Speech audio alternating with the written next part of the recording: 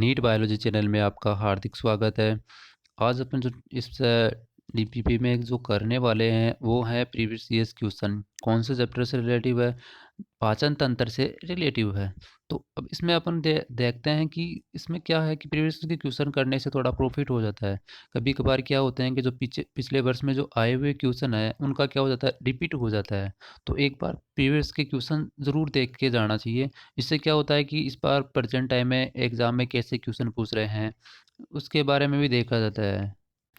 तो इससे अनुमान लगाया जा सकता है कि जो पहले पिछले सालों में किस प्रकार के क्वेश्चन आ रहे हैं, तो अब आगे कैसे आ सकते हैं। तो इसकी जो एनटीए कंडक्ट करा रहा है वो किस प्रकार के क्वेश्चन दे रहा है, इस तो प्रेजेंट टाइम में जो दे रहा है वो स्टेटमेंट वगैरह के क्वेश्चन देख रहा है। तो वैसे भी अपन जो क्वेश्चंस है पहले की डीपी पे कर चुके हैं। अब जो पहला क्वेश्चन है वो इस प्रकार है कि वाहक आयन जैसे सोडियम पदार्थों के जो वाहक आयन जैसे सोडियम होता है, वाहक आयन वो कौन से पदार्थों के अवशोषण को सुगम बनाता है। तो आपको पता है कि जो सोडियम पदार्थ जो सोडियम वाहक आयन सोडियम की मदद से पदार्थ जिन जिन पदार्थों का अवशोषण सुगम होता है उस प्रक्रिया को उस प्रोसेस को कहते हैं पेसलेटिव डिफ्यूजन या एफडी, यानी पेसलेटिव डिफ्यूजन जिसको हिंदी में क्या कहते हैं, सुसाद्य विसरण कहा जाता है। तो पता है कि वो कौन कौन से पदार्थ थे, एमिनो एसिड एंड ग्लूकोज थे। अब जो नेक्स्ट क्वेश्चन है वो क्या है, यदि किसी कारणवश हमारी गोबलेट सेल गैर कार्यात्मक हो जाए तो इससे प्रतिकूल प्रभाव होगा। प्रतिकूल यानी कौन सा साइड इफेक्ट होगा। तो हम जानते हैं कि जो गोबलेट सेल्स होती है वो इंटेस्टाइन म्यूकोसा में प्रेजेंट होती है और ये क्या करती है, म्यूकस का सिक्रीशन करती है। गैर कार्यात्मक का मतलब थोड़ा इनका क्या हो जाता है, गैर कार्यात्मक यानी फंक्शनल रहित हो जाती है, यानी इस पर इफेक्टिव इफेक्ट पड़ जाता है। तो इससे क्या होता है कि ये आंत्र में भोजन की निर्वह गति पर क्या प्रभाव, प्रतिकूल प्रभाव पड़ता है, कहाँ पे, इस पे। इसका आंसर हो जाएगा डी। और जो नेक्स्ट क्वेश्चन है वो बढ़िया क्वेश्चन है, पीलिया किसका विकार है। तो बच्चों आप देखोगे कि पीलिया किसका विकार है। इसमें आप जैसे देखोगे ऑप्शन देखोगे, फर्स्ट उत्तक तंत्र का, सेकंड त्वचा व नेत्र का। तो आप इसमें आंसर त्वचा व नेत्र लगाने का प्रयास करोगे, लेकिन आपका ये आंसर गलत है, क्योंकि इसमें जो पीलिया या जोंडिस बोलते हैं उसमें जो प्रभावित ऑर्गन होते हैं त्वचा व नेत्र। तो लेकिन जो इसका ये किसका विकार है, ये पाचन तंत्र का विकार है। तो इसका आंसर हो जाएगा सी, यानी डाइजेस्टिव सिस्टम। जो 10 में आया हुआ क्वेश्चन है। अभी यहाँ पे ये फोर्थ क्वेश्चन है, यदि किसी कारण से आहार नाल की जो पेराइटल कोशिकाएं आंशिक रूप से अक्रियात्मक हो जाती है तो संभवतः क्या होगा। यदि किसी कारण से आहार नाल की पेराइटल सेल्स, आपको पता है कि जो एलिमेंट्री कैनाल यानी आहार नाल होती है उसमें पेराइटल सेल्स कहाँ पे प्रेजेंट होती है। तो यह पेराइटल सेल्स स्टोमक में 3 प्रकार की सेल्स होती है, उसमें से एक है पेराइटल सेल्स। इस पेराइटल सेल्स का क्या कार्य था, ये क्या करता है, जो HCl होता है इसको हाइड्रोक्लोरिक एसिड बोला जाता है, इसका सिक्रीशन करती है। इससे क्या होता है कि जो पीएच होती है स्टोमक में, पीएच क्या होती है, 1.8 बनी रहती है। जिससे क्या होता है कि पेप्सिन जो एंजाइम होता है, पेप्सिनोजन एंजाइम, वो इनएक्टिव फॉर्म में होता है, वो एक्टिव फॉर्म में कन्वर्ट हो जाता है। तो इसका आंसर हो जाएगा, देखते हैं कि अग्नाशय एंजाइम, तो अग्नाशय तो कोई आंसर नहीं हो, अग्नाशय एंजाइम से रिलेटिव कोई नहीं है। आमाशय में पीएच आंशिक रूप से कम होगी। अब आपको पता है कि ये अक्रियात्मक हो जाएगी, तो क्या HCl का लेवल कम हो जाएगा। लेवल कम होगा तो पीएच क्या होनी चाहिए, बढ़नी चाहिए या कम होनी चाहिए, बढ़नी चाहिए। और स्टेप्सिन, तो स्टेप्सिन अग्नायक लाइपोज अग्नाशय लाइपेज को स्टेप्सिन कहा जाता है, तो ये आंसर कट हो जाएगा। यह भी कट हो गया, बच्चा कौन सा, ये बोल रहा है प्रोटीन्स, जो प्रोटीन्स पेप्सिन द्वारा प्रोटियोजेज व पेप्टोन्स में पर्याप्त रूप से जलापकटी नहीं होगा। तो सही है, क्योंकि पेप्सिन एक्टिव नहीं हो पाएगा। अगर पेप्सिन एक्टिव नहीं हो पाएगा तो ये कार्य नहीं हो पाएगा, तो इसका आंसर हो जाएगा डी। जो नेक्स्ट क्वेश्चन है, निम्न में पे से वह कौन सा एक एंजाइम है जो दूध के पाचन में आरंभिक चरण को क्या देता है, अंजाम देता है।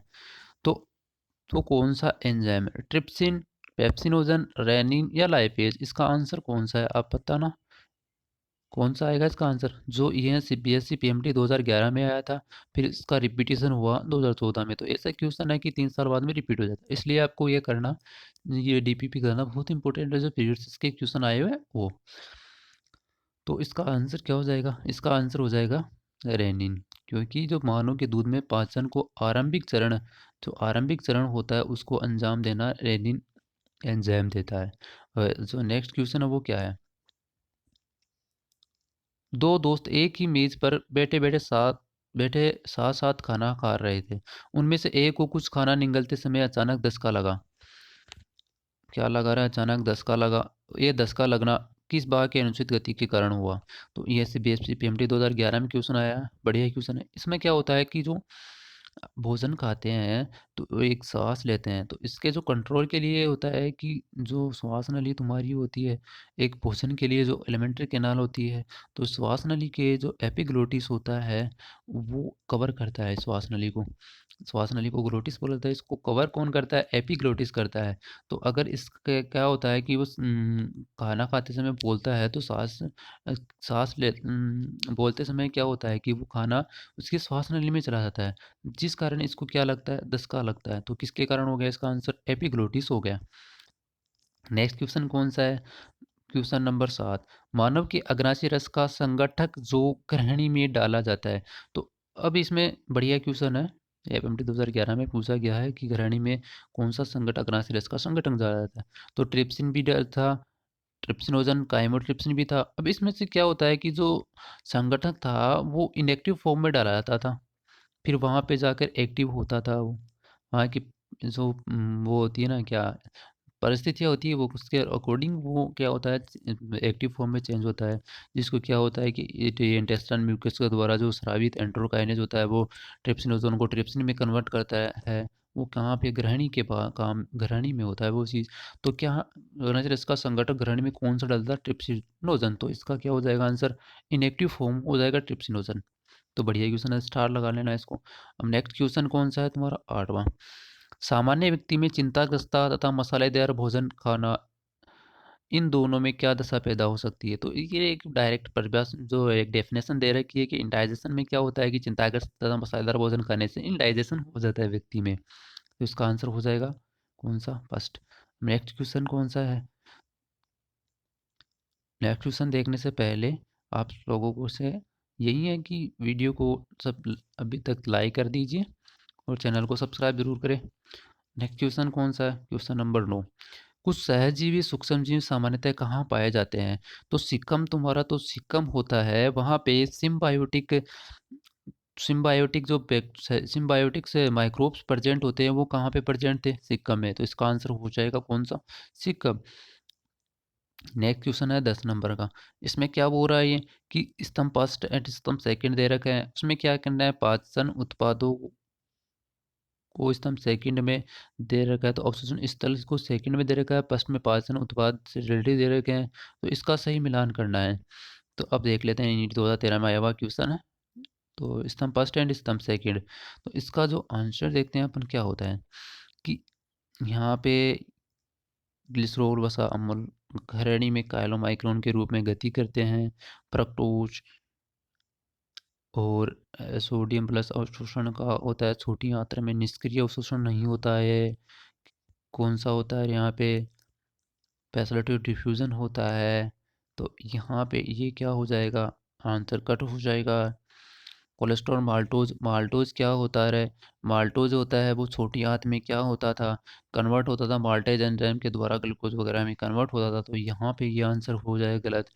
ग्लाइसिन एंड ग्लूकोज का अवशोषण होता था यहाँ पे छोटी आंत में, एक्टिव सक्रिय अवशोषण द्वारा। ये आंसर सही हो जाएगा। तो यह फिर भी अपने आप में गलत, तो कौन सा आ जाएगा? इसका आंसर बी आ जाएगा।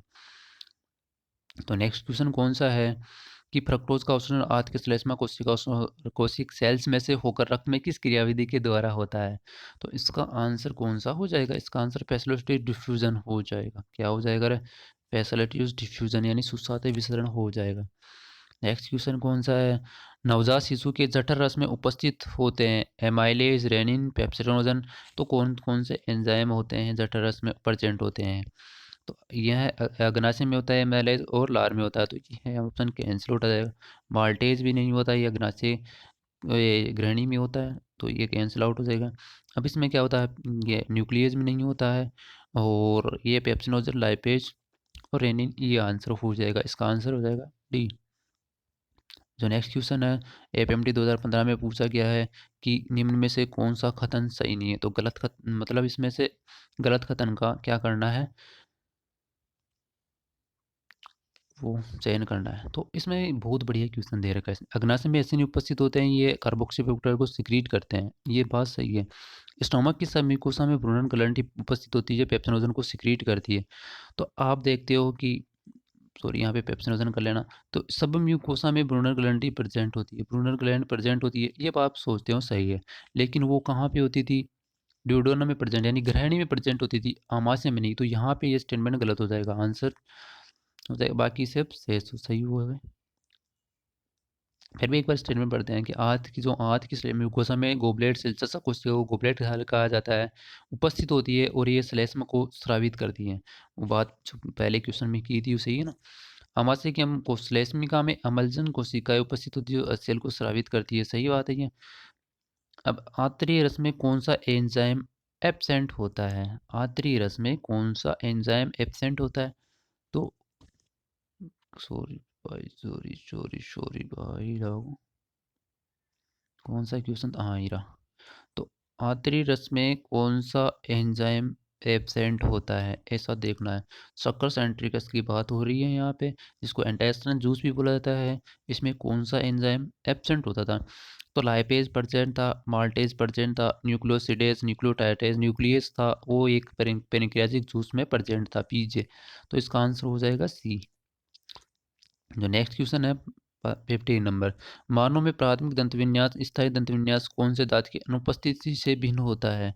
तो इसका आंसर था कि जो आप प्राथमिक दंतविन्यास देखते हो कि चाइल्ड और अडल्ट का फॉर्मूला देखते हो, तो उसमें क्या डिफरेंट आता है? 2102 अपॉन 2102 चाइल्ड का फॉर्मूला होता है, एंड 2123 देखते हो आप, तो इसमें क्या होता है यहाँ पे 2 2। तो यहाँ पे ये कौन सा है? शून्य शून्य, यहाँ पे 2, यहाँ पे 2।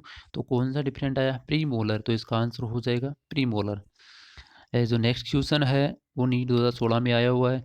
गृहिणी में यकृत अग्नाशय वाहिनी के छिद्र को कौन सुरक्षित करता है? तो यहाँ पे ये इंपॉर्टेंट है, और भी रिपीट हो सकता है ये। तो इसका आंसर ओडी स्पिंटर, ओडी का संकोचक। ऐसा भी पूछ सकता है, ओडी जो स्पिंटर होता है वो क्या किसको कंट्रोल करता है? तो इसका आंसर हो जाएगा गृहिणी में यकृत अग्नाशय वाहिनी के इस छिद्र को क्या करता है? सुरक्षित रखने का काम कौन करता है? ओडी संकोचक। तो इसको ऊपर दे सकता है, इसको नीचे, उसको ऑप्शन को क्वेश्चन बना सकता है, क्वेश्चन को ऑप्शन बना देता है। अब जो नेक्स्ट क्वेश्चन है वो क्या है?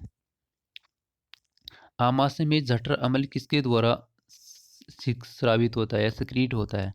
तो जठर एसिड था, जिसको जठर अम्ल को क्या बोला जाता था? एचसीएल। किसके द्वारा स्रावित होता था? पेराइटल सेल्स के द्वारा। अभी पहले क्वेश्चन बात पे हुई थी, पेराइटल कोशिकाओं की। एंड जो नेक्स्ट क्वेश्चन है 80 नंबर, नीट 2017 में आया हुआ है।